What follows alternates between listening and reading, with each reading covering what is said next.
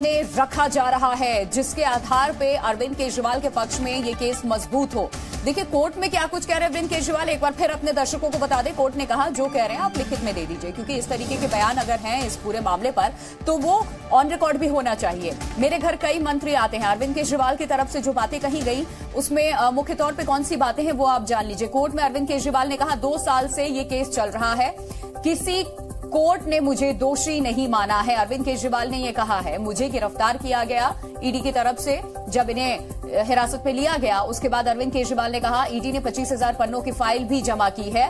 Court में अरविंद केजरीवाल ने ये बड़ी बातें कही। ईडी बहुत सारे गवाहों को ला चुकी है। बलराम पांडे इस वक्त हमारे साथ जुड़े हुए। बलराम, और क्या डिटेल्स आपके पास अरविंद केजरीवाल की तरफ से कोर्ट में, और क्या दलीलें रखी जा रही है?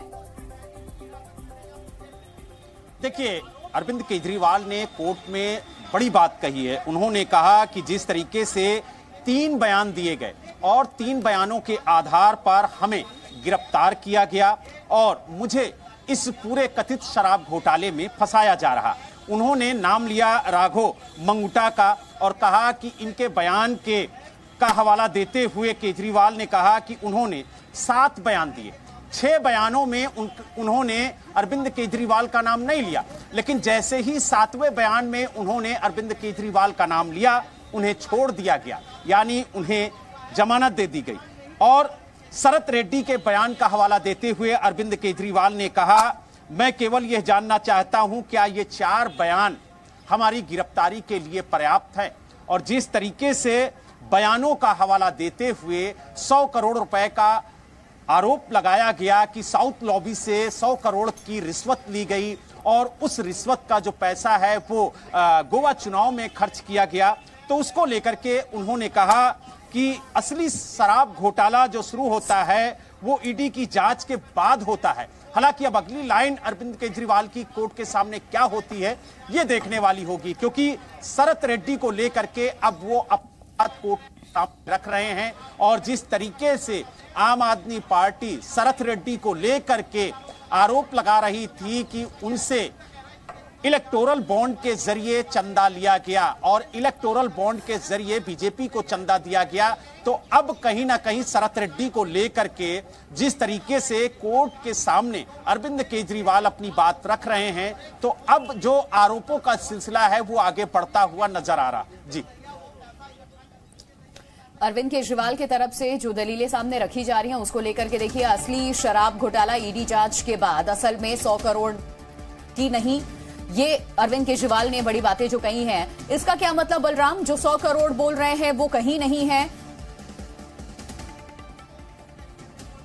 देखिए, अरविंद केजरीवाल ने कोर्ट के सामने कहा कि जो साउथ लॉबी से 100 करोड़ रिश्वत लेने की बात कही जा रही है उसके दस्तावेज अभी तक बरामद नहीं हुए, उसकी डिटेल ईडी के पास नहीं है कि 100 करोड़ रुपए जो रिश्वत के तौर पर लिए गए वो कैसे लिए गए और वो पैसा कहां आया कहां गया, इसका रिकॉर्ड ईडी के पास नहीं है।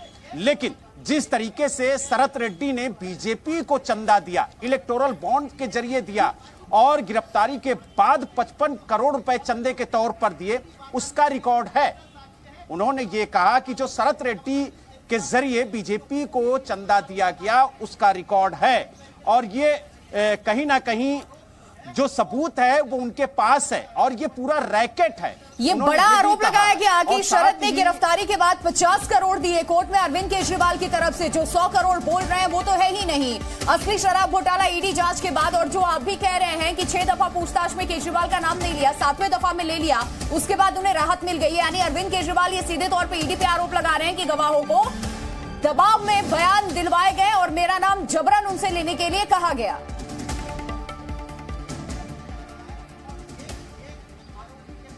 बलराम,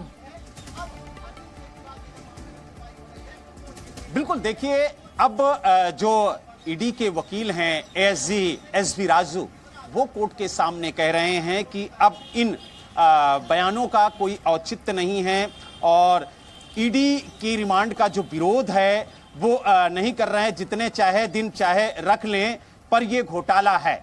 यानी कहीं ना कहीं केजरीवाल इस बात को कह रहे हैं कि हम ईडी की रिमांड का विरोध नहीं कर रहे हैं, वो जितने दिन चाहे उतने दिन हमको रख लें, लेकिन जिस तरीके से चंदा दिया गया, से इलेक्टोरल बॉन्ड के जरिए बीजेपी को चंदा दिया गया वो भ्रष्टाचार है और ये घोटाला है, इससे इनकार नहीं किया जा सकता है। और जिस तरीके से उन्होंने आरोप लगाया कि गिरफ्तारी के बाद 55 करोड़ का जो चंदा है वो दिया गया, उसको लेकर के अब जो आरोप लगाए गए हैं उसमें क्या लिखित में जब वो कोर्ट के सामने अपने आरोपों की कॉपी देंगे तो उसे केस डायरी का पार्ट बनाता कोर्ट या फिर वो अपने रिकॉर्ड में रखती है, ये भी देखने वाली बात होगी। लेकिन आज जिस तरीके से अरविंद केजरीवाल ने कोर्ट के सामने अपना पक्ष रखा और कहा कि शरत रेड्डी से जिस तरीके से चंदा लिया गया उसका सबूत उनके पास है और वो अपने बयान के जरिए उस सबूत को भी संलग्न करेंगे, तो यानी कहीं ना कहीं उन्होंने गंभीर आरोप लगाए हैं। हालांकि ईडी की तरफ से अपना पक्ष रखते हुए ये कहा गया कि ये जो बातें कही जा रही हैं इसका इस वक्त कोई औचित्य नहीं है। हालांकि रिमांड को लेकर के अरविंद केजरीवाल ने साफ कहा कि हमें जितने दिन चाहें उतने दिन रिमांड पर रख सकते हैं, लेकिन जिस तरीके से चंदे का खेल हुआ है वो भ्रष्टाचार है, ये बात उन्होंने कोर्ट के सामने रखी है। जी बिल्कुल, तो ये बड़ी खबर और अपडेट्स आपको लगातार हम दे रहे हैं। पेशी के वक्त इन बयानों का क्या मतलब, ईडी की रिमांड का विरोध नहीं। अरविंद केजरीवाल कई बड़ी बातें कह रहे हैं, चाहे कितने दिन रिमांड में रखो। अरविंद केजरीवाल की तरफ से कहा गया है एएसजी ने केजरीवाल के बयान का विरोध किया और पेशी के वक्त इन बयानों का क्या मतलब। एएसजी अरविंद केजरीवाल के बयान का विरोध करते हुए ईडी की रिमांड का विरोध नहीं अरविंद केजरीवाल कह रहे हैं। और ये भी अरविंद केजरीवाल की तरफ से कहा गया चाहे जितने दिन की भी मुझे रिमांड में रखा जाए, मेरे पास सबूत है, ये रैकेट चल रहा है। लेकिन एएसजी अरविंद केजरीवाल जो इस वक्त बातें कह रहे हैं उस पर विरोध जता रहे हैं।